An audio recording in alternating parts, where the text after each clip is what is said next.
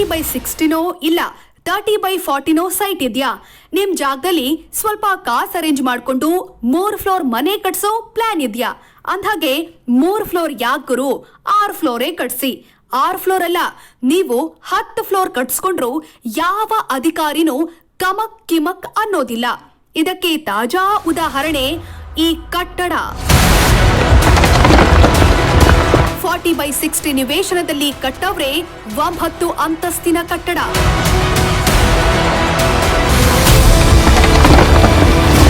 ಸ್ವಲ್ಪ ಯಾಮಾರಿದ್ರು ಬಿಲ್ಡಿಂಗ್ ಫೌಂಡೇಶನ್ನೇ ಗಡಗಡ.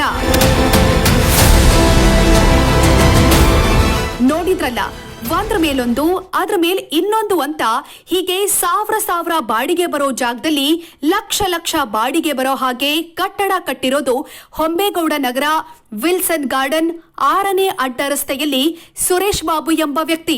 ಅಂದಾಗೆ zonal regulation ಪ್ರಕಾರ 40/60 ಸೈಟ್ ನಲ್ಲಿ G+3 ಕಟ್ಟಡ ನಿರ್ಮಿಸಲು ಮಾತ್ರ ಅನುಮತಿ ಇರುತ್ತೆ. ಆದ್ರೆ ಸುರೇಶ್ ಬಾಬು ಅವರು 40/60 ಸೈಟ್ ನಲ್ಲಿ G+8 ಒಟ್ಟು 9 ಅಂತಸ್ತಿನ ಬಹುಮಹಡಿ ವಸತಿ ಕಟ್ಟಡ ನಿರ್ಮಿಸಿ ಸೆಟ್ಲ್ ಆಗ್ಬಿಟ್ಟಿದ್ದಾರೆ. ಅಂದ್ಹಾಗೆ ಇವರು ಮಾಡಿರೋದು ತಪ್ಪು. ಅದು ಒತ್ತಟ್ಟಿಗಿರ್ಲಿ, ಬಟ್ ಇವರು ಈ ಲೆವೆಲ್ಗೆ ರೂಲ್ಸ್ ಬ್ರೇಕ್ ಮಾಡೋಕೆ ಕಾರಣ ಪಾಲಿಕೆ ಅಧಿಕಾರಿಗಳ ಭ್ರಷ್ಟಾಚಾರ ಅನ್ನೋದಂತೂ ಕನ್ಫರ್ಮ್. ಬಿಬಿಎಂಪಿ ವಸತಿ ಕಟ್ಟಡ ನಿಯಮಗಳು ಮತ್ತು ನಿಬಂಧನೆಗಳ ಪ್ರಕಾರ ಕಟ್ಟಡ ಕಟ್ಟೋಕು ಮುಂಚೆ ಮೊದಲು ಪಾಲಿಕೆ ವತಿಯಿಂದ ಸಿಸಿ ಪಡೆದುಕೊಳ್ಳಬೇಕು. ನಂತರ ಜಾಗದ ವಿಸ್ತೀರ್ಣಕ್ಕೆ ತಕ್ಕಂತೆ ಮನೆಯ ಅಂತಸ್ತುಗಳನ್ನ ನಿರ್ಮಿಸಬೇಕು. ಇದಕ್ಕೆ ಫ್ಲೋರ್ ಏರಿಯಾ ರೇಷಿಯೋ ಅಥವಾ ಫ್ಲೋರ್ ಸ್ಪೇಸ್ ಇಂಡೆಕ್ಸ್ ಅಂತ ಕರೀತಾರೆ. ಜೊತೆಗೆ ಸೆಟ್ ಬ್ಯಾಕ್ಸ್ ಅಂದ್ರೆ ಕಟ್ಟಡ ಸುತ್ತಮುತ್ತ 3 ಅಡಿ ಜಾಗ ಖಾಲಿ ಬಿಟ್ಟಿರಬೇಕು. ಯಾಕಂದ್ರೆ ಅವಘಡ ಸಂಭವಿಸಿದಾಗ ಆಂಬ್ಯುಲೆನ್ಸ್, ಅಗ್ನಿಶಾಮಕ ಸಿಬ್ಬಂದಿ ಎಂಟ್ರಿ ಕೊಡಬೇಕಲ್ವಾ. ಇನ್ನು ಇಷ್ಟು ಜಾಗಕ್ಕೆ ಇಂತಿಷ್ಟೇ ಫ್ಲೋರ್ ನಿರ್ಮಿಸಬೇಕು ಅನ್ನೋ ನಿಯಮ ಇದೆ.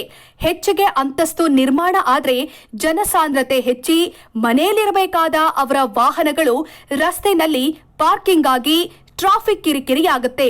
ಇದರ ಜೊತೆಗೆ ಮಳೆ ನೀರು ಕೊಯ್ಲು, ಅಗ್ನಿ ಸುರಕ್ಷಾ ಕ್ರಮ ಸೇರಿ ಇನ್ನೂ 10 ಹಲವು ನಿಯಮಗಳು ಬಿಬಿಎಂಪಿ ಬೈಲಾನಲ್ಲಿದೆ. ವಿಪರ್ಯಾಸ ಅಂದ್ರೆ ಸಾವಿರಾರು ಕಟ್ಟಡ ಮಾಲೀಕರು ಈ ಯಾವ ನಿಯಮ ಕೂಡ ಪಾಲಿಸ್ತಿಲ್ಲ. ಇದಕ್ಕೆಲ್ಲ ಕಾರಣ ಬಿಬಿಎಂಪಿ ಅಧಿಕಾರಿಗಳ ಧನದಾಹ.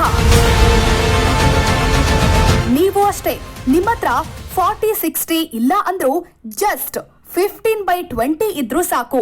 ಪಾಲಿಕೆ ಅಧಿಕಾರಿಗಳ ಜೇಬಿಗೆ ಅವರು ಕೇಳಿದಷ್ಟು ಗಾಂಧಿ ನೋಟ್ ಇಳಿಸಿದ್ರೆ ನೀವು 15/20 ನಲ್ಲಿ ಬರ್ಜ್ ಖಲೀಫಾ ತರ ಮಸ್ತ್ ಬಿಲ್ಡಿಂಗ್ಗೆ ಕಟ್ಟಿಸಬಹುದು. ಯಾಕಂದ್ರೆ ಈ ಊರಲ್ಲಿ ಕಾಸಿದ್ರೇನೆ ಖಲೀಫಾ.